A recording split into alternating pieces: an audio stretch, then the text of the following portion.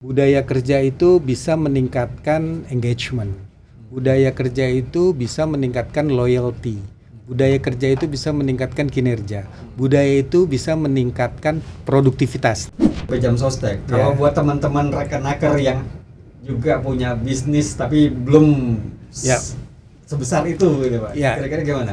Di setiap morning briefing itu yang namanya visi, misi, values itu bahkan dibacakan gitu bergantian seperti itu. Saya contohkan langsung aja misalnya di Jam Sostek ya. Sampai sekarang masih dipakai itu. Iman, etika, iman, kemudian excellent, teladan dan seterusnya. Ada 7 nilai. Baik, saya ambil tadi katanya Mas Ivan itu doktrin. Kalau itu bahasa umumnya lah ya. Tapi kalau dalam bahasa manajemen itu top down. Top down. Ya kan. Jadi values itu atau budaya kerja itu memang harus top down.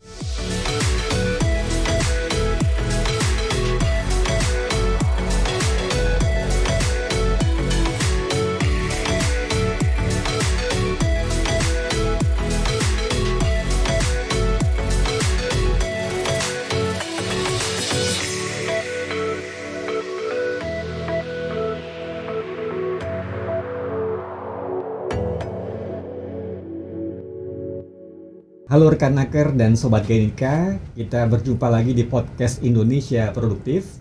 Saya Silvanus Hardianto dan hari ini kita akan membahas salah satu topik yang menjadi fondasi penting dalam meningkatkan kinerja organisasi, yaitu meningkatkan produktivitas melalui budaya kerja yang kuat. Bersama kita pada hari ini sudah ada narasumber yang sangat luar biasa. Ada Bapak Dr. Insinyur Naufal Mahfud MBA MM. Waduh, luar biasa ini Pak. Terima kasih sudah berkenan hadir untuk di sesi kita hari ini. Terima kasih Mas Ivan. Pak Naufal ini adalah mantan Director of Human Capital dan GA BP Jam Sostek ya Pak ya. Periode 2016 sampai 2021. Oke. Apa kabar Bapak? Alhamdulillah sehat Mas Ivan. Gimana Mas Ivan, sehat ya? Alhamdulillah sehat Pak. Iya. Mungkin boleh cerita dulu Pak Naufal, kira-kira sedang sibuk apa ini belakangan hari ini? Iya, saya hari ini atau saat ini menjadi dosen praktisi di Sekolah Bisnis IPB University. Juga saya diminta oleh Pak Rektor untuk memimpin satu lembaga di IPB, yaitu Lembaga Kepemimpinan dan Pendidikan Eksekutif. Artinya fokusnya lebih bagaimana untuk mempersiapkan calon pemimpin masa depan gitu Pak ya? Iya betul, jadi bukan hanya menyiapkan tadi pemimpin masa depan di IPB, tetapi juga di lembaga-lembaga lain. Jadi menyiapkan para pemimpin eksekutif ya, termasuk juga yang memang generasi Y, generasi Z ya, yang kita siapkan untuk menjadi pemimpin di masa akan datang. Gitu. Artinya di sela-sela kesibukan Bapak ini tentu Bapak juga masih sangat nempel tentang apa yang pernah dipraktekkan dulu waktu masih aktif di BP Jam Sostek Pak ya. Betul sekali Mas Ivan. Ya, terkait dengan produktivitas Pak. Ya. Nah, sebenarnya apa sih menurut Bapak itu produktivitas? Kalau kita bicara produktivitas, itu biasanya bicara hubungan antara output dengan input. Tetapi terkadang banyak orang melihat produktivitas itu hanya result atau hasil. Padahal produktivitas itu harus melalui proses. Ya. Walaupun ujungnya pasti akan dinilai hasilnya. Ya. Jadi persoalan efisiensi. Ya.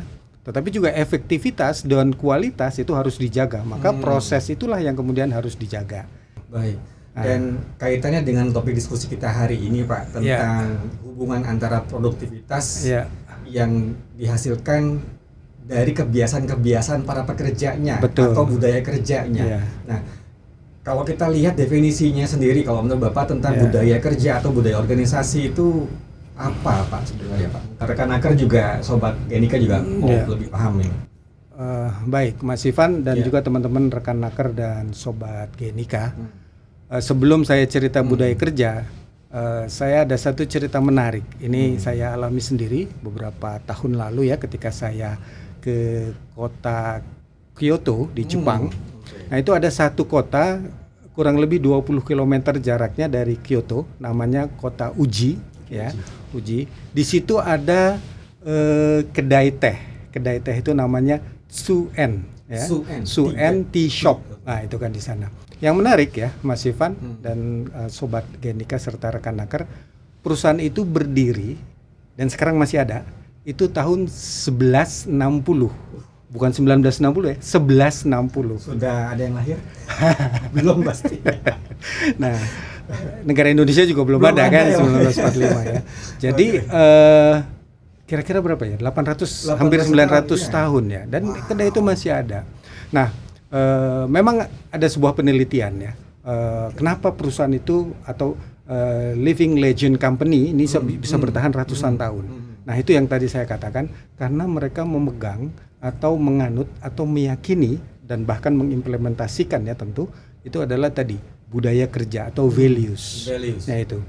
Nah, salah satu penelitian riset dari lembaga riset di Korea itu memang beberapa negara itu juga memiliki ya perusahaan-perusahaan yang ratusan tahun, dan yang terbanyak itu adanya di Jepang. 56% dari perusahaan yang berumur lebih dari 200 tahun itu 56% Jepang, kemudian 15% dari Jerman dan selebihnya dari negara lain. Nah, kenapa mereka bisa bertahan seperti ini? Nah, karena tadi mereka memegang budaya kerja dan values itu turun-temurun itu kemudian diterapkan. Budaya kerja itu atau values itu adalah nilai-nilai yang dianut ya, diyakini, kemudian dijadikan sebagai collective behavior. Nah, inilah yang sehari-hari kemudian mereka implementasikan dalam bekerja sehari-hari. Demikian, Mas Ivan. Artinya doktrin perilaku ya Pak ya? Iya. Doktrin perilaku yang diharapkan dimiliki oleh setiap pekerja yang ada di dalam organisasi. Betul. Itu. Dan itu turun-temurun ya dilakukan. Betul. Gitu. Nah, tantangannya kan begini Pak. Ya. Banyak sekali organisasi, mereka udah keren banget tuh punya visi, misi, values gitu ya.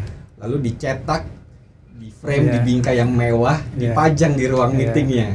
Tapi nggak ada yang tahu itu maknanya apa. Nah, ini tantangan-tantangan seperti ini bagaimana Pak caranya biar pekerja-pekerja yang ada di setiap organisasi ini tetap tadi bisa memahami dengan baik dan diimplementasikan secara turun-temurun Pak. Betul. Baik, ini menarik nih. Bagaimana mengimplementasikannya gitu ya. Saya ambil tadi katanya Mas Ivan itu doktrin. Kalau itu bahasa umumnya lah ya. Tapi kalau dalam bahasa manajemen itu top down. Top down. Ya kan. Jadi values itu atau budaya kerja itu memang harus top down menurut saya. Ya.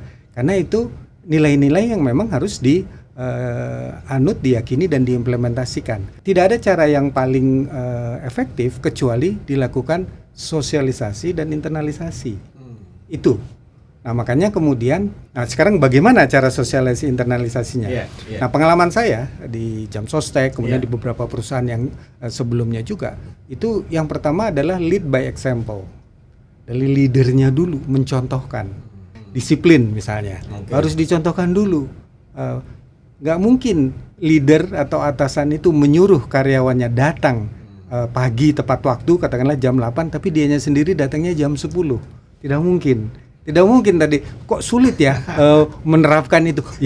Pimpinannya sendiri datangnya misalnya jam 10, seperti itu. Jadi ketika sudah tersosialisasi, maka akan terinternalisasi. Walaupun tadi juga dicetak, dibuat gesture, dibuat apa, itu juga penting. Itu sebagai sebuah simbol-simbol atau lambang-lambang. Tapi yang paling penting lagi tadi adalah bagaimana lead by example. Jadi para leader ini mencontohkan nilai-nilai itu bisa dilakukan ya. Jadi role model gitu ya. Betul. Jadi role model.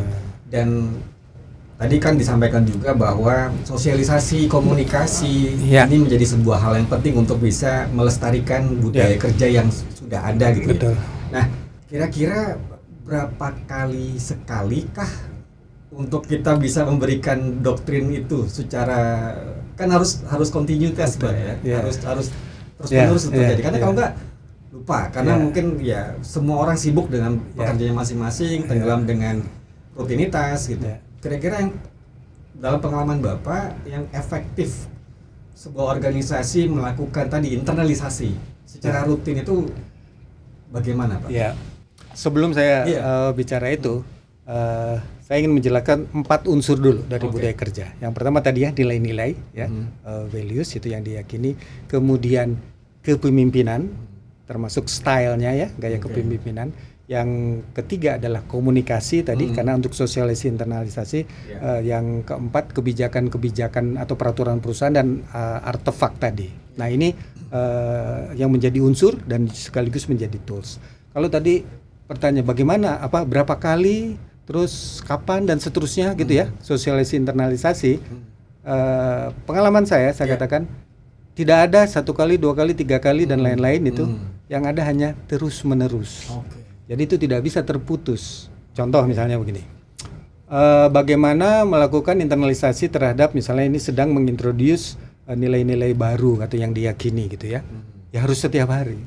Misalnya kalau di waktu saya dulu saya terapkan di setiap morning briefing itu yang namanya visi, misi, values itu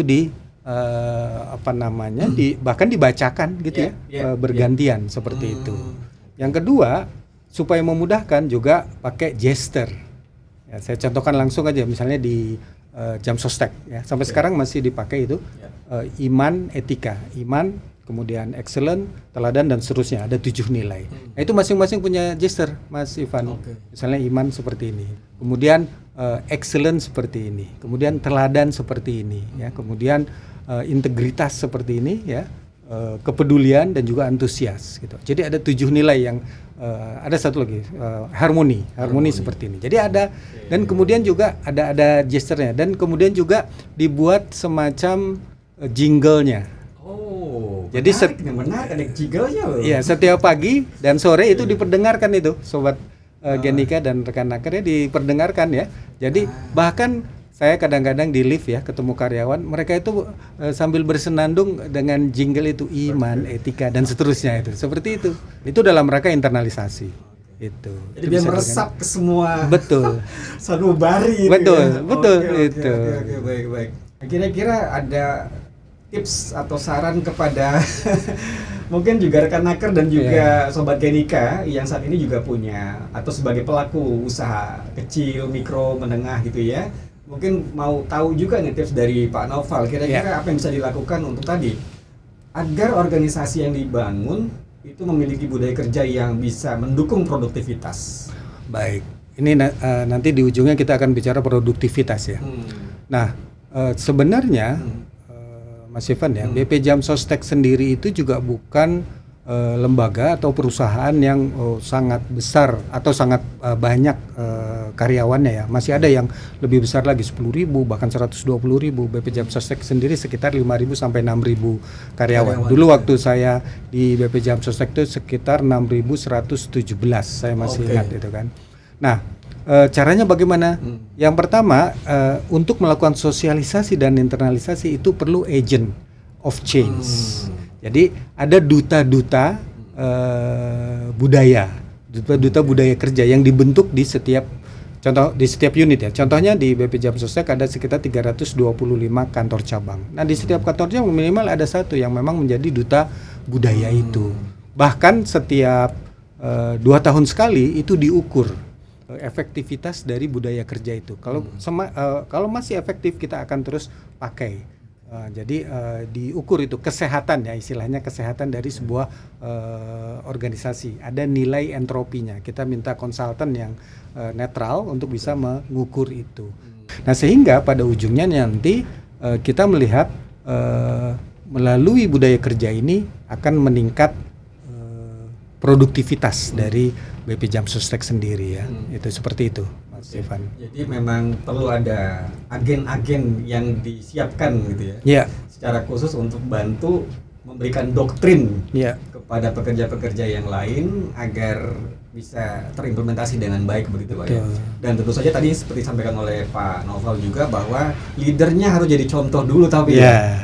Karena harus menjadi contoh bagi pekerja-pekerja yang lain terhadap nilai-nilai yang mau diimplementasi.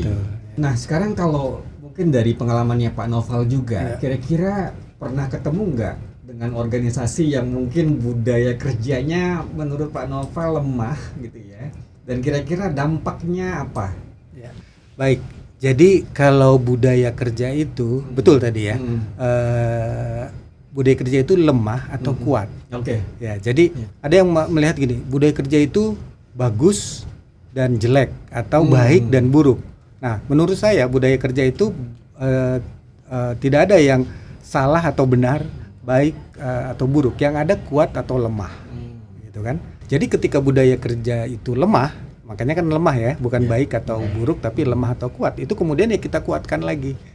Ya, saya kebetulan pernah bekerja di perusahaan konstruksi, kemudian pernah bekerja di media, nah, kemudian di jaminan sosial gitu ya, dan sekarang di perguruan tinggi. Itu memang punya uniqueness. Makanya budaya kerja itu sering menjadi pembeda atau diferensiasi atau uniqueness dari masing-masing itu, Mas Ivan, perusahaan, gitu ya. Karena memang subjektif ya Pak ya. Betul. Artinya untuk perusahaan misalnya media lah, tentu budaya egaliternya itu lebih menonjol, ya kan, dibanding mungkin perbankan, ya kan, perbankan yang banyak hal-hal yang sangat rahasia dan lain-lain ya. Tapi kalau di media itu kan lebih terbuka dan lain-lain, egaliter gitu kan, seperti itu. Karena kan budaya ini seperti makhluk hidup ya.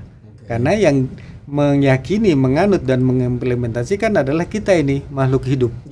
Makanya kenapa perusahaan itu misalnya living legend company, yaitu sebenarnya jadi perusahaan seperti makhluk hidup karena isinya ya makhluk-makhluk hidup ini gitu. Ini menarik sekali nih Pak, karena memang kalau dia harus tetap selalu dijaga kekuatannya karena bisa naik turun. Faktor-faktor apa yang sebenarnya membuat budaya kerja ini jadi turun Pak biasanya? Ya, makanya ada indikatornya ya. Misalnya begini, budaya kerja itu bisa meningkatkan engagement. Budaya kerja itu bisa meningkatkan loyalty. Budaya kerja itu bisa meningkatkan kinerja.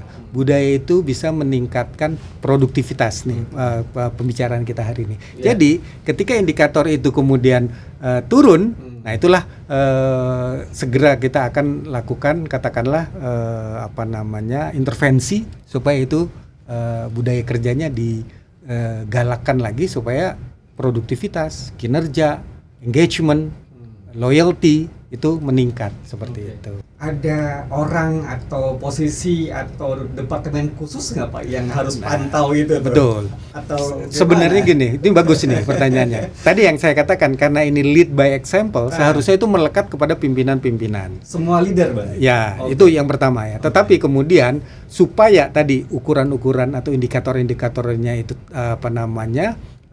terdeteksi, maka contoh ya seperti di BP Jam Sostek ada khusus jadi di bawah Direktur Human Capital itu ada Assistant Deputy yang memang khusus menangani budaya perusahaan dan tadi budaya kerja itu.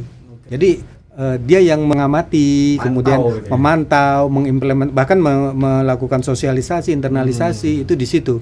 Itu di BP Jam Sostek. Kalau buat teman-teman rekan-naker yang juga punya bisnis tapi belum sebesar itu gitu Pak. Kira-kira gimana? Jadi sobat naker ya dan rekan naker dan sobat Genika ya. Jadi kalau perusahaan itu misalnya masih skalanya masih menengah itu sebenarnya melekat kepada pimpinan-pimpinannya.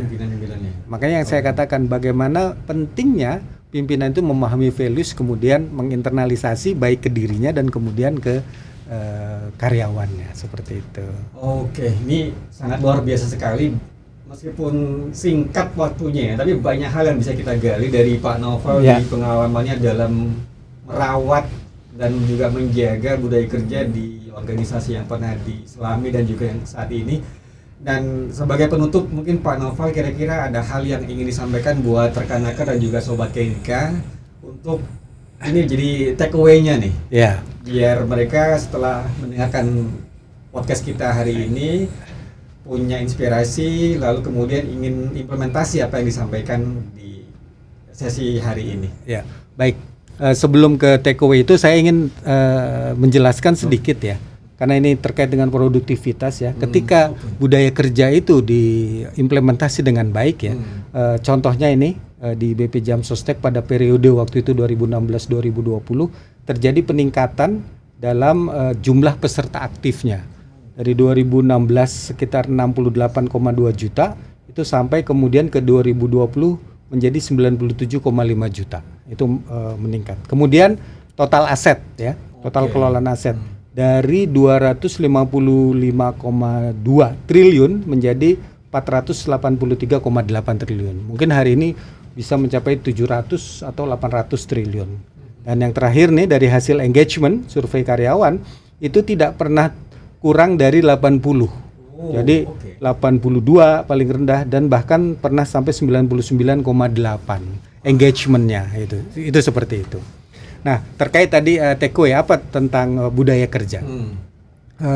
Budaya kerja itu roh sesungguhnya bagi sebuah organisasi. Ini benar-benar harus kita seriusi sebagai sebuah nilai-nilai yang memang kita anut dan kita implementasikan. Nah yang kedua tentu kita tidak mengharapkan orang lain yang memulai. Itu dari diri kita sendiri. Dari diri kita sendiri, apalagi sebagai leaders, kemudian bisa menyebarluaskan ke seluruh karyawan, kolega, dan seterusnya. Jadi mulailah dari diri sendiri untuk menerapkan budaya kerja ini sehingga organisasi kita bisa produktif. Luar biasa sekali, terima kasih banyak Pak Noval untuk waktunya dan berbagi cerita dan inspirasinya. Dan jangan lupa tadi yang sudah disampaikan oleh Pak Noval bahwa mari kita menjadi contoh terlebih dahulu agar budaya kerja yang ada di organisasi kita masing-masing bisa berjalan sesuai dengan harapan kita sehingga mendukung produktivitas yang kita dambakan semua. Baik, rekan Naker dan juga Sobat Genika, berakhir sudah sesi kita di podcast Indonesia Produktif hari ini. Terima kasih sudah berkenan untuk menyaksikan dan jangan lewatkan untuk podcast Indonesia Produktif yang berikutnya. Saya Silvanus Hardianto bersama Pak Noval. Salam produktivitas.